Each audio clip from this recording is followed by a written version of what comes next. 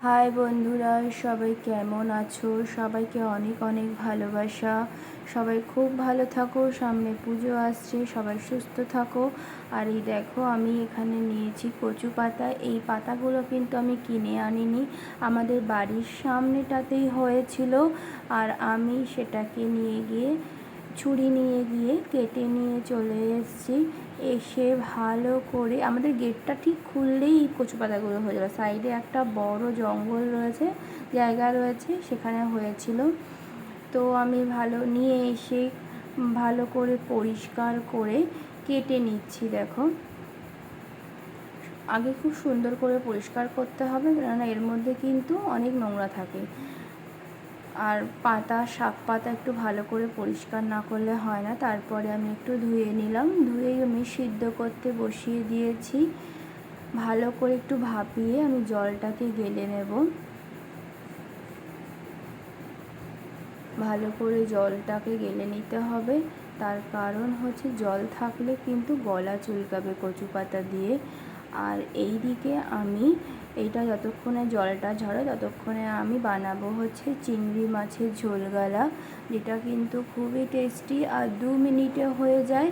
আর এই রান্নাটা কিন্তু আমি শিখেছি আমার শাশুড়ির কাছ থেকে, একদম সিম্পল। এখানে শুধু নিয়ে নিতে হবে চিংড়ি মাছটা, ভালো করে পরিষ্কার করে নিতে হবে, আর তার মধ্যে দিতে হবে কাঁচা লঙ্কা চিড়ে, আর দিতে হবে হলুদ। আর কিন্তু রান্নাটা হলুদের ওপরেই হবে, হলুদটা একটু বেশি করে দিতে হবে, আর হলুদ খাওয়া তো খুবই ভালো। আর দিতে হবে সর্ষের তেল। সর্ষের তেলটা দিয়ে এবার ভালো করে মাছটাকে মাখিয়ে নিতে হবে। আর তারপরে আমি নুনটাও দিয়ে দিলাম। দেখো, নুনটা দিয়ে ভালো করে মাছের গায়ে নুন, হলুদ, তেল, লঙ্কা দিয়ে ভালো করে মাখিয়ে নিলাম। সুন্দর করে মাখিয়ে নিতে হবে, যাতে মাছের মধ্যে প্রত্যেকটা জিনিস খুব সুন্দরভাবে মিশে যায়। আর এদিকে আমি তেলটাও, মানে তেল না, কড়াইটা গরম করতে দিয়েছিলাম, সেই কড়াইয়ের মধ্যেই আমি কিন্তু দিয়ে দিয়েছি মাছটা। এবার আমি কিন্তু জল দিয়ে দিলাম। দেখো, জল দেওয়ার সঙ্গে সঙ্গে ধোঁয়াটা উঠে পুরো ফোনের স্ক্রিনটা মানে ধোয়া ধোয়া করে দিল। তোমরা কিছুই বুঝতে পারছো না। দেখো, আস্তে আস্তে ক্লিয়ার হচ্ছে। তারপরে দেখো, এরকমভাবে জলটা ফুটে উঠবে, আর কিচ্ছু দিতে হবে না। ভালো করে ফুটে উঠলে তোমরা এরকম পজিশানেও কিন্তু নামাতে পারো, সেটাও খেতে সুন্দর হয়। কিন্তু আমি আজকে একটু বেশি টানিয়ে ফেলেছিলাম, যেহেতু মেয়ে কাঁদছিল ওইদিকে যেতে গিয়ে। তো এরকম নামিয়ে নেবে, এই দিয়েই কিন্তু খাওয়া হয়ে যাবে। দেখো, আমি কড়াই থেকে বাটিতেও ঢেলে নিয়েছি। কতটা সুন্দর লাগছে দেখো দেখতে, খেতেও তেমনি সুন্দর হবে। আর এই দিকে কিন্তু আমি কড়াইতে গরম করতে দেব হচ্ছে তেল। কড়াইটা প্রথমে ভালো করে গরম করতে হবে। আমি এই দিকে কচু পাতা বাটাটা করব। এই দিকে আমি তেলটাও দিয়ে দিলাম, সর্ষের তেলটা দিয়েছি। যে কোনো ভর্তাতে কিন্তু সর্ষের তেলটা দিতে হবে, সর্ষের তেল ছাড়া কিন্তু যে কোনো ভর্তাই ইনকমপ্লিট। আর তার মধ্যে দিলাম হচ্ছে কালো জিরে, যেটাতে ফ্লেভারটাও খুব সুন্দর আসে। আর কালো জিরের ভর্তা শরীরের জন্য খুবই উপকারী, খাওয়ার জন্য। কালো জিরে খেলে গা হাত পা ব্যথাও কিন্তু কমে।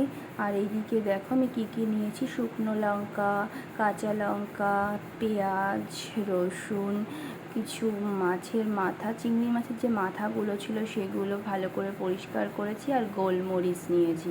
প্রথমেই আমি কালো জিরে দেখালাম তোমাদের, দিয়ে দিয়েছি। তারপরে দিচ্ছি গোটা রসুন। রসুনটা একটু হালকা ভাজা ভাজা হয়ে গেলে দেব হচ্ছে শুকনো লঙ্কা। শুকনো লঙ্কাটা দেখো আমি কিন্তু একটু চিড়ে দিয়েছি, তোমরাও হালকা চিড়ে দিও, নাহলে তেলে দেওয়ার সঙ্গে সঙ্গে ফেটে যাবে, আর সেটা চোখে মুখে গিয়ে লাগে, জ্বালা করবে। আমি কাঁচা লঙ্কাটাও হালকা চিড়ে দিয়েছি, যাতে তেলে দেওয়ার সঙ্গে সঙ্গে ফেটে না যায়।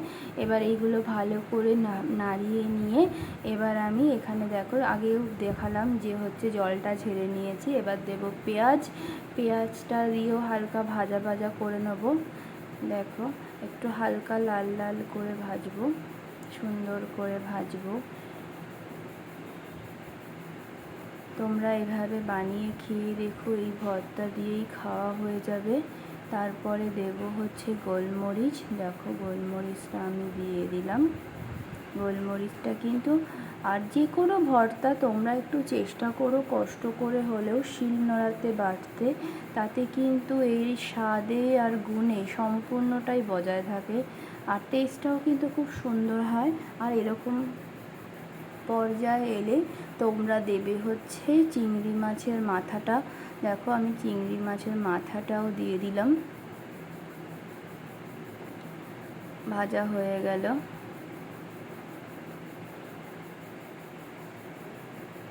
ভালো করে নাড়াতে হবে। আর রান্নাটা একটু ধৈর্যের, রান্না কখনোই তাড়াহুড়ো করে হয় না।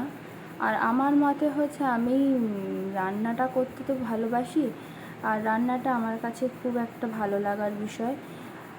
আর এই দেখো এখানে হচ্ছে তারপরে আমি দেব হচ্ছে কচু পাতা, কিন্তু দুর্ভাগ্যবশত আমার শাশুড়ি মাই সমস্ত রান্না করে আমাদের খাওয়ায়। আর আমার শাশুড়ি মায়ের হাতে রান্নাও কিন্তু খুব ভালো, দুর্ধর্ষ খেতে হয়। আর এই দেখো এবার আমি শিলনোড়াতে নিয়ে নিলাম ওই ভাজাটাকে, নামিয়ে শিলনোড়াতে ভালো করে বাটবো। আর ভালো করে ভাজতে হবে যাতে কচু পাতায় কিন্তু জল না থাকে, না হলে কিন্তু গলা ধরবে। সুন্দর করে বেটে নেব। দেখো আমি বেটে নিচ্ছি সুন্দর করে। আর শিলে বাটা যে কোনো খাবারই তো খুবই ভালো লাগে। আর আমার তো স্ট্যান্ড নেই, আমি কোনো রকমে ফোনটাকে সাইডে রেখেই দেখো ভিডিওটা করছি। দেখি এবার একটা স্ট্যান্ড কিনবো তোমাদেরকে ভিডিওগুলো দেখানোর জন্য। ভিডিও করতে গেলে স্ট্যান্ডটার প্রয়োজন সত্যিই হয়, তাহলে ভিডিওটা খুব ভালো হয়। আর আমার ফোনটাও কিন্তু অতটাও ভালো ফোন নয়, ওই কারণে তোমাদের ভিডিওগুলো দেখতেও অনেকটা অসুবিধাই হয়, আমি সেটা ভালো বুঝতে পারি। আর এইদিকে দেখো আমি যখন ভয়েস দিচ্ছি তখন কিন্তু রক্সি আমাদের অন্য ডগিগুলো এসছে বাড়ির মধ্যে, ওদেরকে দেখে কতটা এক্সাইটেড। আর ও রক্সির জানো তো অনেক বয়ফ্রেন্ডও হয়েছে, তারা আবার দেখা করতে আসে আমার মেয়ের সাথে। আর ওরা যখন আসে তখন আমার মেয়ে কিন্তু পাগল হয়ে যায়, একবার বারান্দায় যায়, একবার রান্নাঘরের দরজায় যায়, একবার ডাইনিংয়ের দরজায় যায়, একবার সিঁড়ির গেটের দরজায় যায়। ও ঠিক কোথায় যাবে ও ঠিক বুঝে উঠতে পারে না। আর ওরাও আসে জানো তো, সে একেবারে গ্রিলের ফাঁক থেকে মুখ ঢুকিয়ে দুজনে আবার দুজনকে আদরও করে। আমার এত ভালো লাগে ওদেরকে দেখতে, কি বলবো, ভীষণই ভালো লাগে। আর রক্সিকে আমি এখন পাঁচিলের মধ্যেও ছাড়ছি না, তার কারণ হচ্ছে এই যে বাইরের যে জন্তুগুলো আসে ওদের গায়ে প্রচণ্ড টিক্স। আমার বর কিন্তু ওদেরকে টিক্সের ওষুধও খাইয়েছে। এবার সেই টিক্সগুলো যখন ওই গাছে লেগে থাকে সেগুলো হচ্ছে রক্সির গায়েও চলে আসে, যে কারণে আমি এখন রক্সিকে আমি পাঁচিলের মধ্যেও ছাড়ি না। কেননা রক্সি তো সম্পূর্ণ ঘরে থাকে আর সম্পূর্ণ পরিষ্কার শ্যাম্পু ট্যাম্পু দিয়ে খুব সুন্দরভাবে থাকে, আর বাইরে ছাড়লেই ওর গায়ে পোকা হয়ে যায়। আর অনেক কষ্ট করে আশ্রিয়ে ওষুধ দিয়ে একটা অনলাইনে ওষুধ অর্ডার করেছিলাম, সেটা খাইয়ে গায়ে মাখিয়ে তারপরে নিম তেল, এবার তোমার নিম পাতার সাথে নারকেল তেল গরম করে একটা পেস্ট বানিয়ে সেটা দিয়ে ওর কিন্তু মাসাজ হয়। ওকে আমরা খুবই যত্ন সহকারে রাখি। এবার ওই কারণে হচ্ছে গিয়ে অন্য কুকুরগুলোও এসে ওর সাথে কিন্তু দেখা করতে আসে। ওরা ওই গ্রিলের মধ্যে দিয়েই বার্তালাপগুলো সেরে নেয়, দুজনের সাথে কথাবার্তাগুলো। আর দেখো বলতে বলতে এদিকে আমার বাটাবটিও কমপ্লিট। দেখো তোমাদের দেখিয়ে নিলাম, এখন আমি খেয়ে নেব। আর কেমন হয়েছে সেটা তোমাদেরকে বলবো। আমার মতে তোমরা কে কে ভর্তা দিয়ে খেতে ভালোবাসো জানিও। আমার যে কোনো ভর্তাই খুব ভালো লাগে, আর ভর্তা হলে দারুণ হয়েছে খেতে, দারুণ।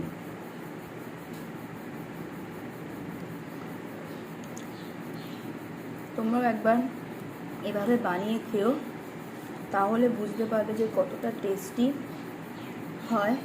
আর শরীরে কোনো ব্যথা, গায়ে ব্যথা, সর্দি কাশি এসব হলেও কিন্তু এবার ভর্তা খেলে কমে যায়।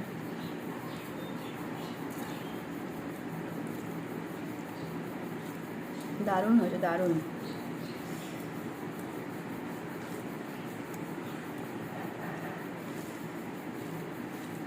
আজকে আমি রান্না করেছি, মেঘ মরছে বলে করতে পেরেছি। আর করব ডিমের ঝোল, চিংড়ি মাছ করেছি, ভর্তা করেছি, আর করব ডিমের ঝোল।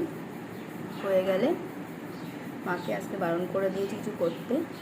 ও বাবা গেছে আমার দাদার সাথে হচ্ছে রাজারহাটে, ওখান থেকে মাছ আনতে গেছে, মানে পেয়ার মাছ, এটা দিয়ে ওরা ডিম ফোটাইয়ে বিজনেস করবে। ওখান থেকে এসে মায়ের কাছে যাবে।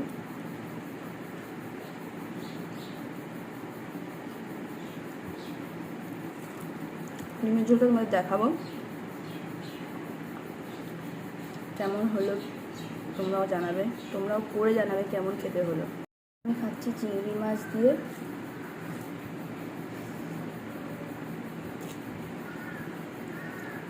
এই চিংড়ি মাছের রেসিপিটা আমি কিন্তু আমার শাশুড়ি মায়ের কাছ দিয়ে শিখেছি।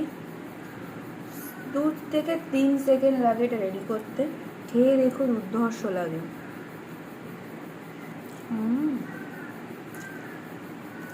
দারুণ দারুণ, অনবদ্য খেতে।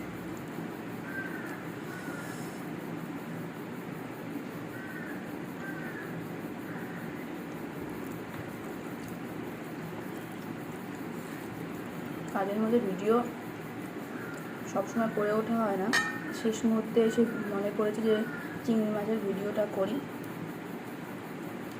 খুব টেস্টি খেতে। আমি যেভাবে বললাম তোমরাও বানিয়ে আমাকে অবশ্যই জানিও।